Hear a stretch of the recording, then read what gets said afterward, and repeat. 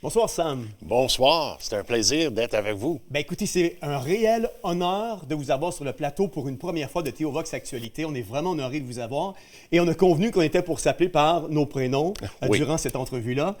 Sam, vous êtes vraiment impliqué dans le cadre de Mission Bon Accueil. Vous en êtes le directeur général, président-directeur général de cette organisation-là. En quoi Mission Bon Accueil a changé depuis les dernières années? Bien, je pense qu'on est beaucoup plus grand qu'on était parce qu'on a eu une petite pandémie. On se rappelle de ça, hein, une pandémie qui a amené vraiment des changements à des programmes de services qui étaient nécessaires, qui étaient essentiels. Et lors de mars 2020, je pense que l'écosystème qui était en train de servir les gens vulnérables a dû changer carrément et rapidement. Oui.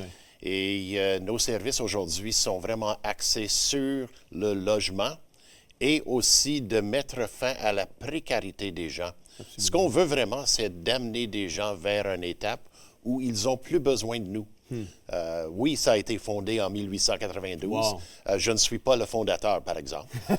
Mais j'aimerais être le PDG qui ferme les portes de Mission Bon Accueil. Je ne pense pas. Je pense qu'on est loin de là pour l'instant. Mais franchement, je suis convaincu que les services offerts par la mission aujourd'hui et qui vont être offerts dans le futur vont vraiment amener des Québécois, les Québécoises, dans une direction où ils seront indépendants et en bonne santé. Absolument. Sam, quelle est devenue ou quelle est la réalité de ce qui est devenu l'itinérance au Québec, au Canada, puis peut-être même en Amérique du Nord aujourd'hui? Bien, c'est un problème complexe aujourd'hui. Si je recule de 50 ans, c'était plus ou moins un problème avec des hommes entre 30 et 50 ans qui avaient un problème d'alcool, qui n'avaient pas d'emploi. Alors, la réponse était simple. Ouais. Arrêter de boire puis aller chercher un emploi. Mais aujourd'hui, ce n'est pas le cas. On voit des situations complexes avec du trauma vécu, avec la réalité de santé mentale, problèmes de santé mentale, problèmes de mobilité, des comorbidités de toutes sortes. Et alors, ça amène la nécessité d'avoir des réponses qu'on n'avait pas auparavant. Alors, on est pris vraiment aujourd'hui avec des gens qui peuvent être relogés facilement. Ouais. Alors, on est en train de faire ça. Mais il y a aussi des problèmes très complexes où les réponses ne sont pas développées.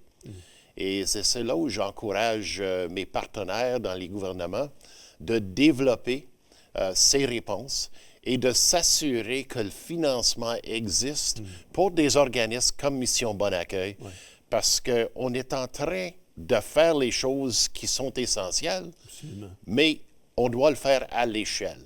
Et présentement, dans l'entier, si je regarde à travers le Canada, il y a des différences dans différentes provinces et des différentes façons de gérer ces réalités-là. Mais la chose que je constate, c'est qu'on est rendu à un point où, en 2024, 2025 et 2026, si on n'est pas en mesure de faire du réel progrès, on va aller dans la même direction que je vois dans les États-Unis. Ouais. Et je ne pense pas que c'est ça qu'on souhaite. Absolument pas. Écoutez, vous parlez des différentes provinces. En quoi le Québec, par exemple, se démarque ou se démarque pas, ou est un leader, ou est le pire par rapport aux autres provinces en matière d'itinérance ou de sans domicile fixe? Bien, je pense que je peux vous donner deux exemples très concrets. Un où le Québec est à l'avant, c'est parce qu'on a défini l'itinérance comme un problème de santé. Et souvent, dans les autres provinces, on parle des enjeux sociaux. Mais vraiment, si on recule, quelqu'un qui n'a pas de logement, qui n'a pas de nourriture, qui n'a pas de communauté, cette personne, la personne, elle ne peut pas être en bonne santé. Alors, de le définir comme un problème de santé, c'est la bonne définition. Mais un exemple où on est loin de leader à travers l'Amérique du Nord, c'est qu'on n'a pas établi un système d'accès coordonné où quelqu'un facilement à Montréal ou ailleurs, peut se promener entre les services, circuler dans l'écosystème et jamais trouver des réponses dont la personne a besoin. Oui. Et dans les autres provinces, dans presque toutes les autres provinces et les États-Unis, il y a des systèmes en place où il y a de l'information qui circule entre les ressources, qui sont partagées. Et ça, c'est essentiel, puis on vient juste de commencer à établir quelque chose comme ça au Québec. Wow. On a parlé un petit peu de l'augmentation du visage caché ou de la réalité de l'itinérance chez nous, mais Sam, j'ai envie de vous poser la question suivante. Quelles sont les causes de l'augmentation de l'itinérance au Québec et au Canada au cours des dernières années? Et est-ce que la récession, le COVID ou l'inflation ont impacté l'augmentation de l'itinérance chez nous? Oui et oui. OK. C'est certain que toutes les études démontrent qu'il y a un lien entre le coût des appartements, disons, et l'itinérance. Une fois que les coûts augmentent, l'itinérance augmente également. Fait qu'on voit ça facilement. Mais l'autre chose, et quand les gens me posent la question, c'est quoi les causes de base de l'itinérance? Je réponds toujours, c'est la perte d'un sentiment d'être en communauté. Et souvent, on est en train de regarder quelqu'un qui est en situation d'itinérance et voir quelqu'un qui a un problème de toxicomanie, puis dire « Ah, ça devrait être la cause ». C'est souvent pas la cause. La cause, c'est que la personne a perdu une connexion, un sentiment de faire partie d'une communauté. C'est quand même paradoxal de vous entendre parler de cette réponse-là, parce qu'on sait pertinemment bien que les sans domicile fixe, par exemple, vivent en communauté entre eux quand même. Oui, et c'est souvent pas une communauté saine. Tout à fait. C'est une communauté un peu nécessaire pour la survie. Ouais.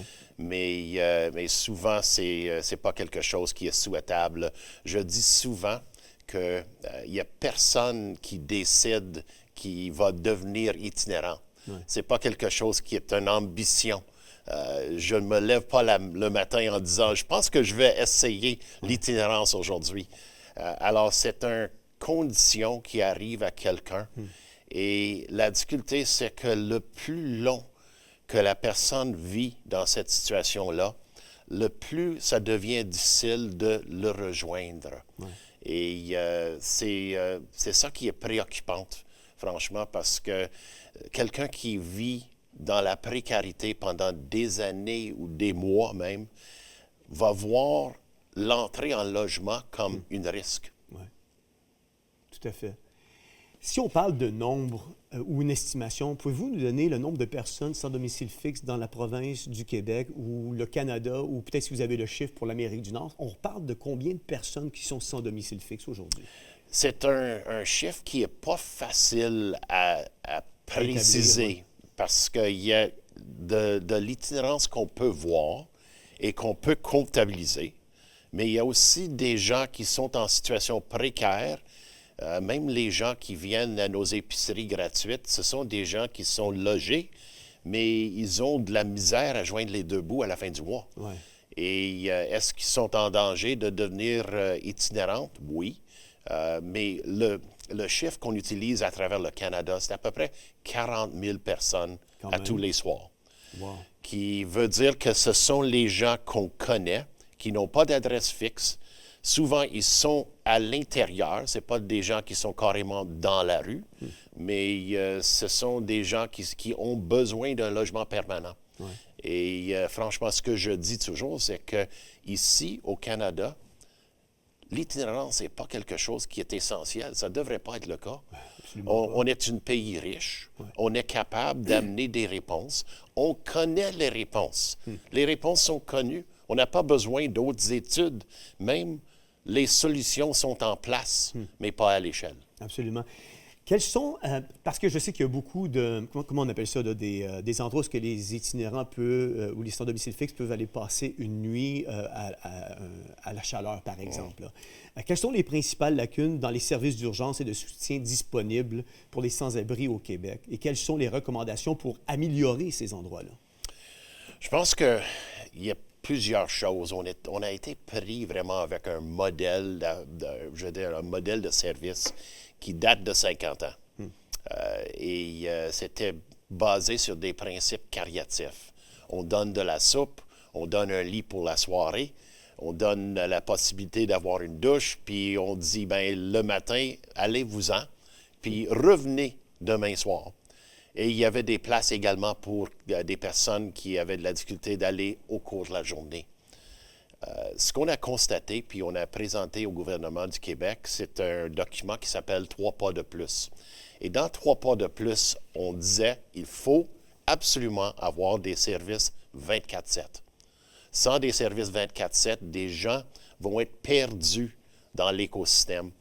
Et c'est ça qui est vraiment la chose qu'il va falloir changer ici au Québec, c'est d'éliminer le plus possible des services de jour et de soir, puis d'établir des services qui sont 24/7 et aussi dignes. Ouais.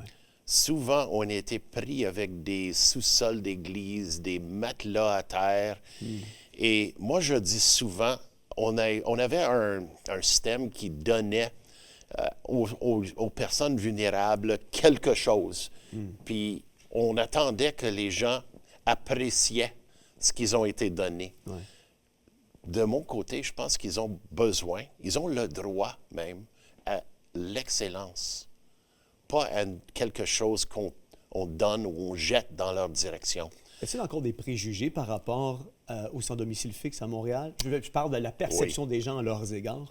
Oui, je l'entends à tous les jours et c'est basé sur des préjugés et sur des choses qui ne sont pas bien connues. 99,9% des gens qui sont en situation d'itinérance ne sont pas dangereux. Ouais. Ils sont en difficulté. Ce sont des citoyens. Ouais. Et je dis souvent, une des choses qu'on a constaté au cours de la pandémie, c'est qu'il n'y a pas de nous et eux. Il y a juste nous. Alors, si on commence avec l'optique que ces personnes qu'on voit sont des co-citoyens, sont comme nous, là, c'est le début vraiment, pour moi au moins, d'aller dans la bonne direction. Sam, c'est quoi le taux de réussite ou de réinsertion? Un sans-domicile fixe passe à Mission Bon Accueil, on l'entoure, on lui donne tous les outils, on lui montre comment pêcher plutôt que de lui donner juste un poisson. C'est quoi la réussite puis le taux de réussite que vous avez par rapport à votre implication sociale en matière d'itinérance? Ça dépend de l'individu, mais je peux vous donner des chiffres concrets parce que, disons, avec notre programme pour des gens avec des problèmes de santé mentale, c'était à peu près 75%. Maintenant, c'est mesuré de façon très stricte parce que la personne doit être réaffiliée à des services psychiatriques et logée à l'extérieur de la mission. Alors, le taux de réussite est 75%. Selon les chercheurs et les gens qui connaissent, c'est un taux de succès assez impressionnant. Ouais. Je viens juste ce matin de parler avec Radio-Canada d'un programme de logement rapide où le taux de succès, c'est 84%. Et là, ça tient en compte qu'il y a des gens qui décèdent, il y a des gens qui déménagent, mais 84%, ce sont des gens qui étaient au tout début de leur parcours en itinérance, puis on était capable d'aller les chercher et de les amener vers un logement rapide avec un petit peu de pouce, là, avec un 2-3 mois de loyer payé, avec de la nourriture, avec tout ce qu'il faut, le matériel pour l'appartement. Ma dernière question, ou mon avant-dernière question pour vous, c'est comment le système de santé mentale au Québec soutient-il les personnes qui sont sans domicile fixe? Je pense qu'on est loin d'être parfait là-dedans. Ouais. C'est certain que nos amis dans le gouvernement sont sensibles à cette réalité-là parce qu'on a constaté dans plusieurs différentes études que plus de 40% des hommes qui sont en situation d'itinérance souffrent des problèmes de santé mentale. Oui. Et chez les femmes, c'est plus que 80 %. Wow. Alors, il va falloir amener des solutions et c'est de ça que je parlais. On a des cas très complexes devant nous, des gens qui ne sont pas faciles à reloger. Et c'est avec ça qu'il va falloir qu'on recule puis on dit, bien, c'est des citoyens, c'est des gens vulnérables, c'est des gens qui ont le droit à des services. Au Canada, on a le droit au logement. C'est une de nos lois qui a été établie en 2019. Absolument. Fait qu'on est parmi les seuls pays avec ce droit-là. Maintenant, il faut réussir à implanter la réalité d'une loi. Absolument.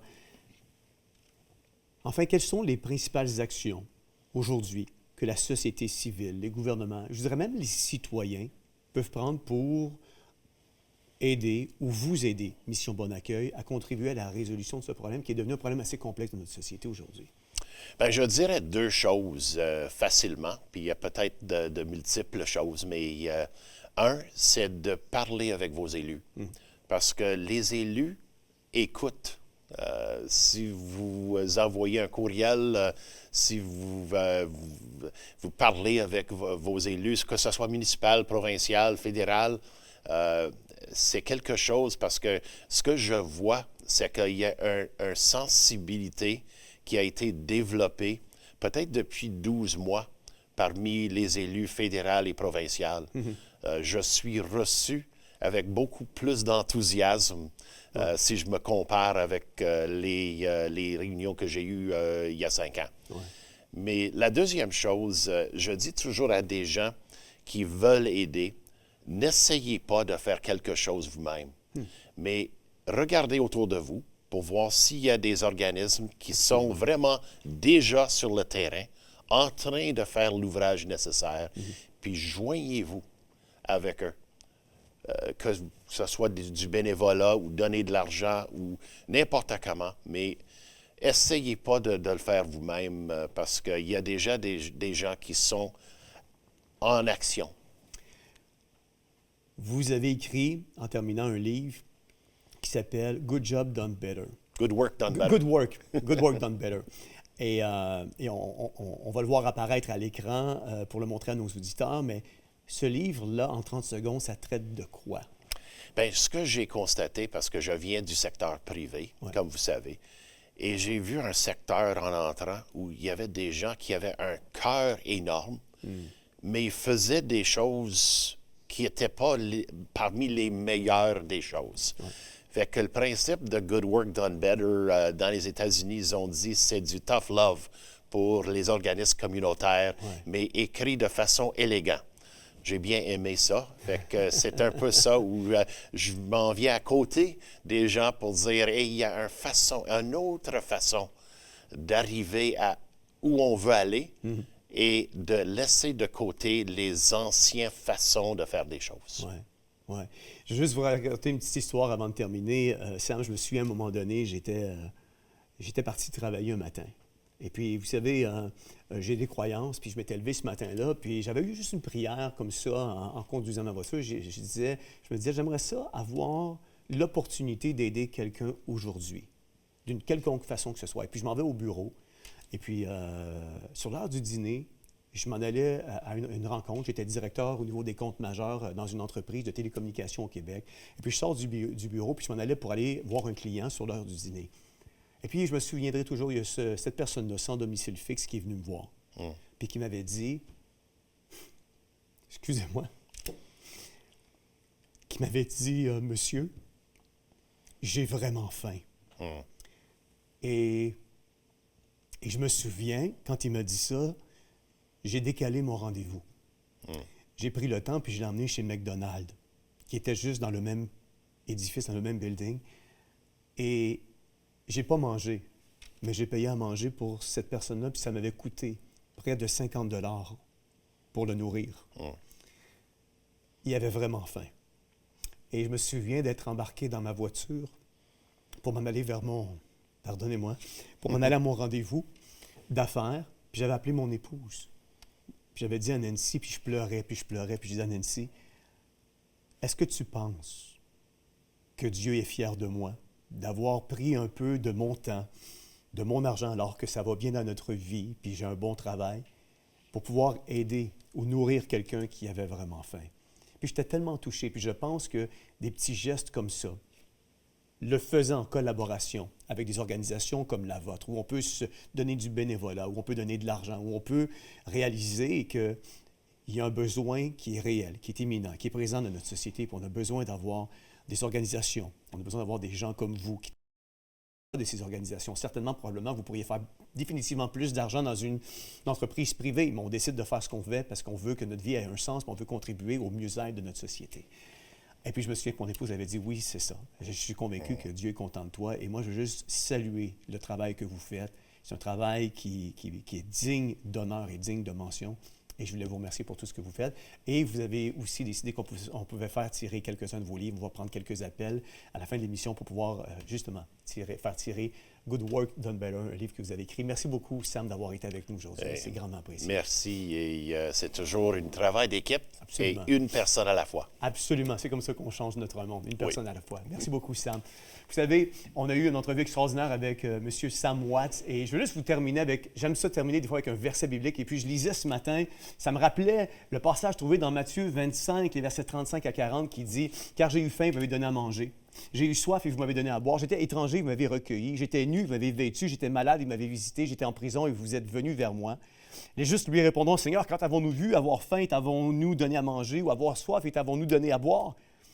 Quand avons-nous vu étranger et t'avons-nous recueilli ou nu et t'avons-nous vêtu? Quand avons-nous vu malade ou en prison et sommes-nous allés vers toi? » Et Jésus leur dira, « Je vous le dis en vérité, toutes les fois que vous avez fait ces choses à l'un de ces plus petits de mes frères, c'est à moi que vous les avez faites. » Et quand on travaille au mieux-être de notre société, à quelque part, on est un bras tendu, on est une bouche, on est une langue pour venir en aide et faire la mission que Dieu nous a donnée. Et c'est vraiment touchant et c'est vraiment extraordinaire de voir l'ampleur de cette mission-là, Mission Bon Accueil, et ça me touche vraiment.